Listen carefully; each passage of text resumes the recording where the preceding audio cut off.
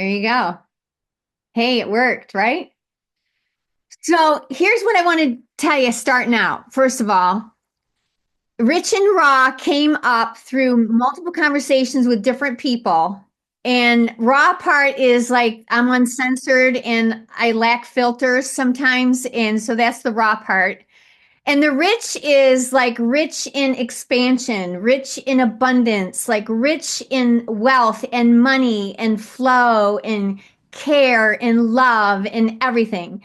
So, what I want you to really know is my whole desire in doing this has come from the amazing people that have decided to do the business with me, influence from Eileen and Chris, constantly being there, following, even way back when we started a long time ago with Helen and Linda and Justin, and literally like really taking ownership over your path and figuring out who you are and what you want to do in the process is really what SFG is all about. So I want to support that because that's the part that I love the most.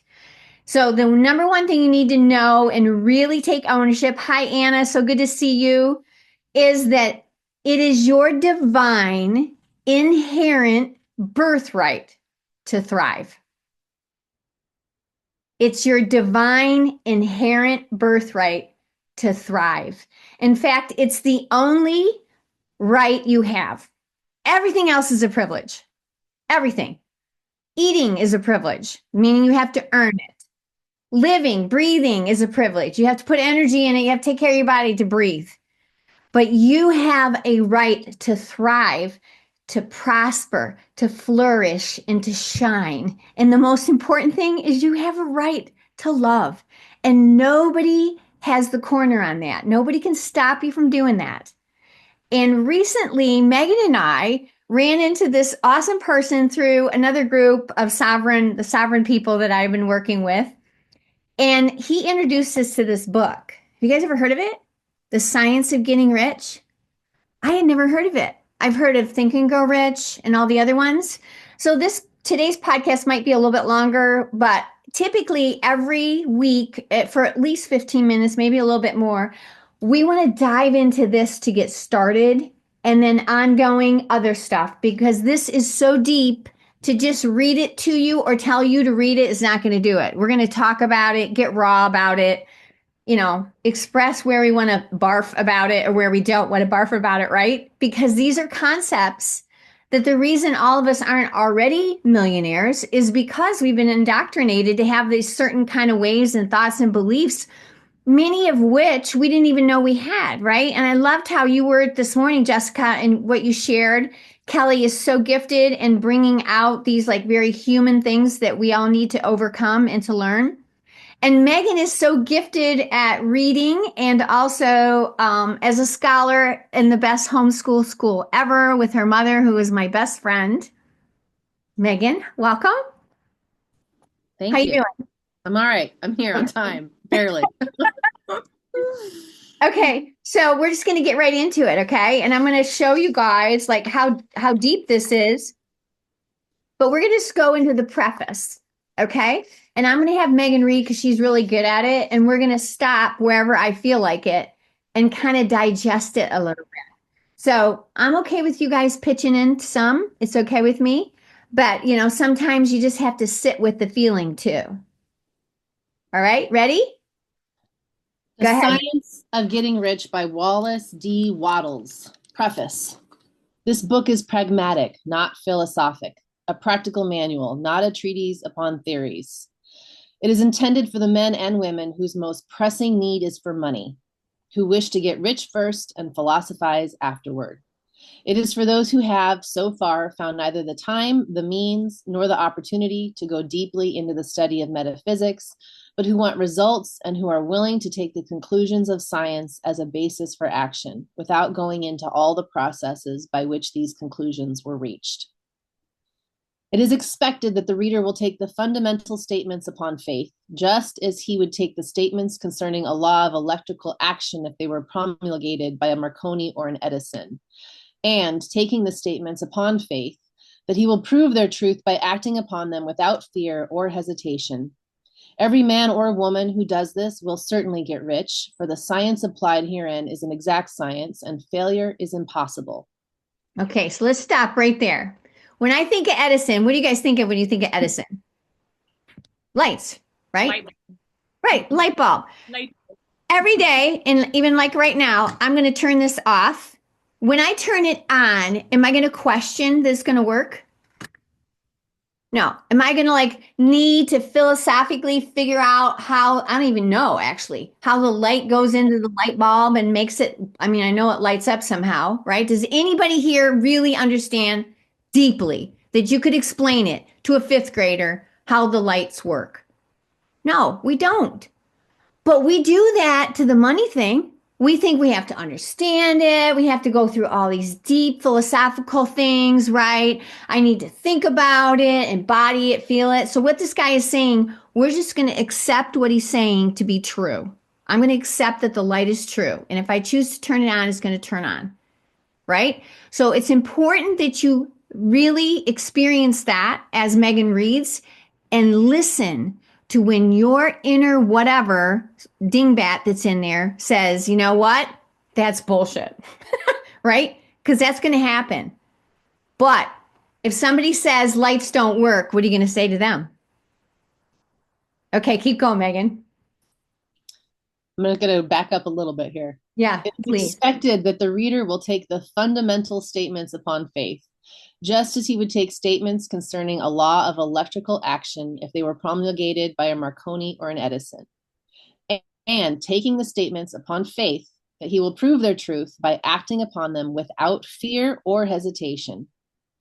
Every man or woman who does this will certainly get rich, for the science applied herein is an exact science, and failure is impossible. For the benefit, however, of those who wish to investigate philosophical theories and so secure a logical basis for faith, I will here cite certain authorities. The monistic theory of the universe, the theory that one is all and that all is one, that one substance manifests itself as the seeming many elements of the material world, is of Hindu origin and has been gradually winning its way into the thought of the Western world for 200 years. It is the foundation of all the Oriental philosophies and those of Descartes, Spinoza, Leibniz, Schopenhauer, Hegel, and Emerson. The readers who would dig to the philosophical foundations of this is advised to read Hegel and Emerson. In writing this book, I have sacrificed all other considerations to plainness and simplicity of style so that all might understand. The plan of action laid down herein was deduced from the conclusions of philosophy. It has been thoroughly tested and bears the supreme test of practical experiment. It works. If you wish to know how the conclusions were arrived at, read the writings of the authors mentioned above, and if you wish to reap the fruits of their philosophies in actual practice, read this book and do exactly as it tells you to do. W.D. Waddles. Apologies for mispronunciation. So now, is anybody else excited that we actually are going to be told what to do? Think about it. Like, how many people have enough gumption to say, you know what, if you do what I say, this is going to work? So I want you to consider, what if it's that simple? You've got to do what they say. So we have enough time to do a little bit more because the first chapter, we may only get through the first paragraph. Because what I want you to do interactively is if you have a reaction to what he says, write it down because he's going to address it later. But the main thing is everything he says, if you do what he says, your business is going to get better, you're going to feel better, and you're going to get rich. You guys good with that? Okay, go ahead, Megan. Let's go for it. The right to be rich. The right to be rich? Wait a minute. Didn't Esther just say the only right you ever have is the right to thrive? So let's talk about this. Whatever may be said in praise of poverty, the fact remains that it is not possible to live a really complete or successful life unless one is rich. Okay, let's stop just for a second.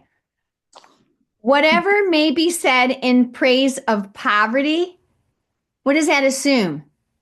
We praise poverty.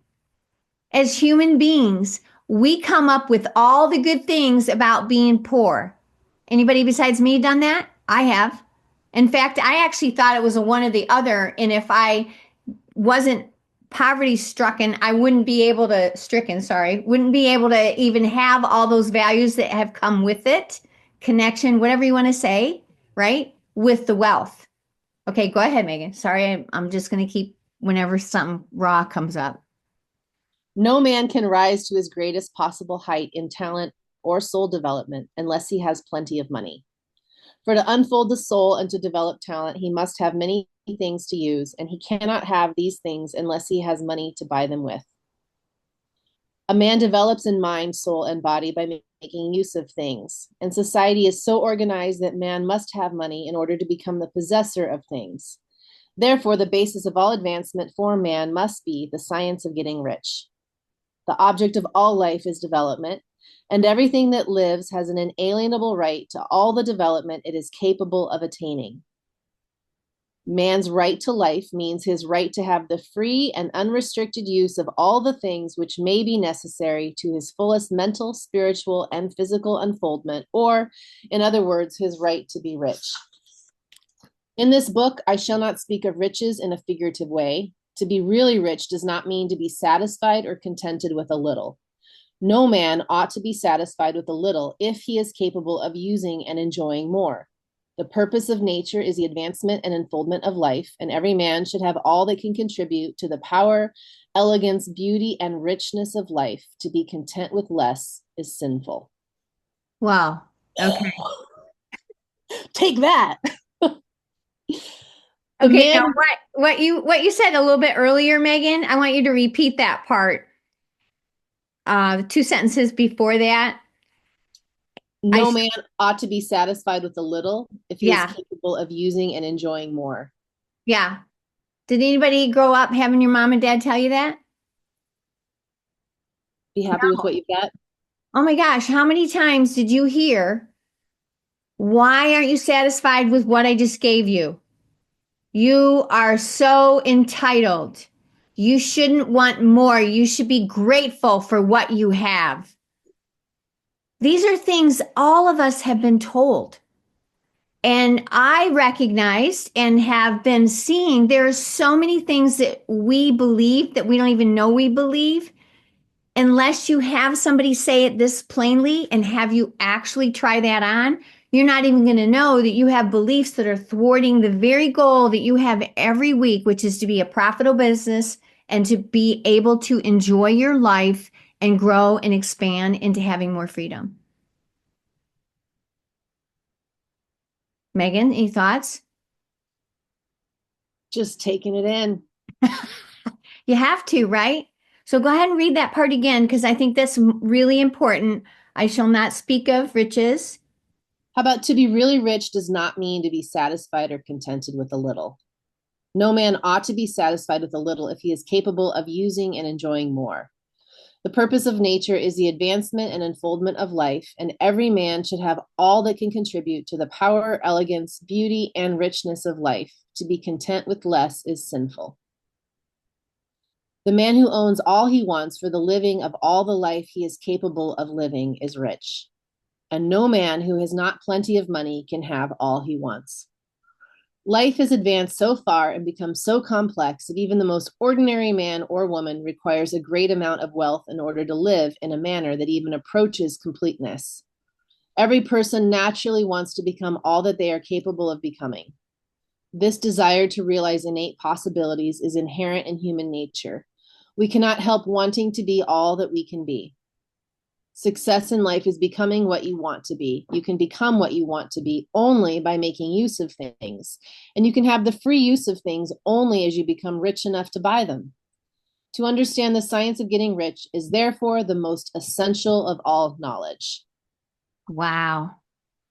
I go from one sentence of like, sorry, to Yeah. like, all right, this is like huge blessing, right? Just to Yeah. have someone say like, all right, all those moments of just wanting what you want, like that's actually a positive, healthy attribute. Yeah. And not only that, like all the things I was told was sinful, it's the absolute opposite.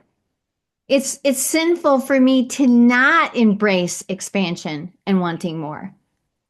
Now, that doesn't mean I should expect somebody else to give it to me, which I think a lot of why we have a world where people think they're entitled to things is because they don't even realize it's okay to want them. Do you want me to say that again? A lot of reason why we have so many people that feel entitled to get stuff is because deep down inside, somehow we think it's bad to actually voice that I want them, to earn them, to feel okay being the one that wants to go for it, to stick my neck out there in, you know, super share, hey, I want to be rich. People frown upon that. And what he's saying is that's a sin. It's just the opposite. It's like not being responsible for your duty in the world. Exactly.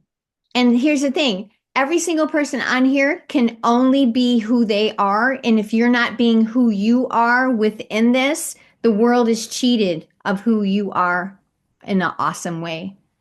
Like imagine if Stephen Bender did not exist in our culture, in our community. Like that's huge. But you could say that about every single person here.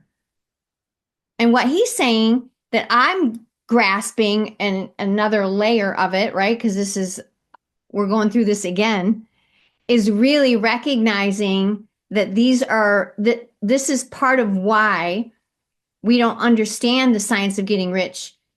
It's not the most essential component because we're thinking about all this other stuff.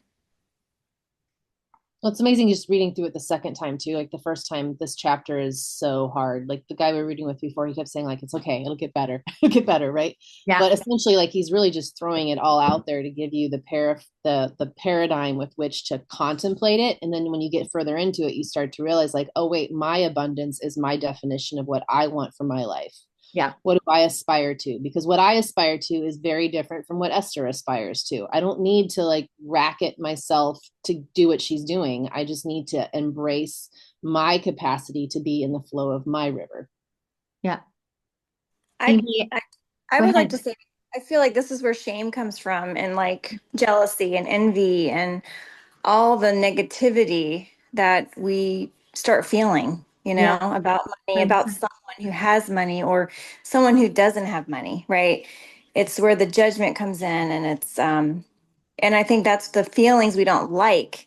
So of course we want to change it and we want the opposite of what we have, whether it's a lot of money or not enough. And then it's a constant struggle to get Right. to the other side of that. 100%. Well said. And it's Well, almost, it's like unspoken too, right? Go ahead, Megan. I was just going to say, and all of us have grown up being in environments where people didn't have a lot. And so as soon as you get a little bit more than other people around you, right? Like there's this moment, I think, where you go like, oh, I don't feel any better necessarily. Like I have this, but everyone around me has less. And now I have more of them. Do I use that to feel that I'm better than them? Because I don't really feel better of them, right? Like, but if you can be in a place of abundance in you, then when you do aspire and you want more and you achieve it, there's actually a good feeling there Mm-hmm. because you're doing it in comparison to what you want. It has nothing to do with where anyone else is at, because I think inherent in that, you recognize other people are on their path and they get to make their choices. And whatever you do means nothing at all about them. Nothing.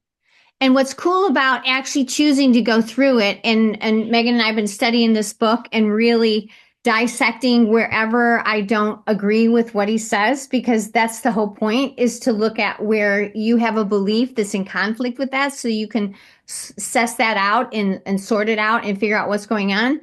But if you embrace that he's right and just come from that assumption, that's the best way for you to find out all those things that are limiting you that keeps you from doing the stuff that you need to do to get what you want. And if you have two different programs, you know what a computer's like. If it's trying to run two different programs that are in conflict with each other, it just frizzles out, or whatever you call it, fries, right? And I've experienced myself frying out many times. I'm sure I'm not the only one here that hasn't like completely been in bed and just like, God, I can't take it any longer. So when I started reading this, I thought, oh my God, no wonder. Because like culturally, we're under this other assumption that we're supposed to be a certain way that's completely in conflict with what we need to embrace and get excited about, that gives us the energy to do the thing that we need to do. Right? Yeah, I was watching this documentary on blue zones, and it's where people thrive. They were living to hundreds, and Yeah. there's a huge study. But just to sum that up, the people that are living longer are happier. They're worrying less, and they said that the main reason is because they're not on social media.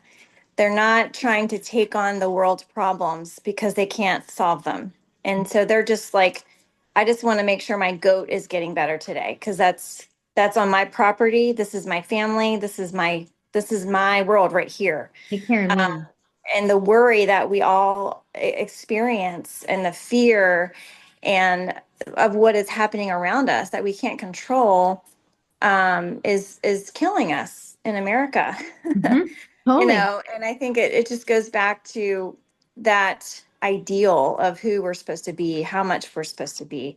Um, and our happiness gets skewed, because we're so worried about what others are seeing. Like, oh, let me post this, let me post this. And, it's like, it's, it's almost suffocating, to keep up with all that. And it's not healthy. Yeah, I don't know.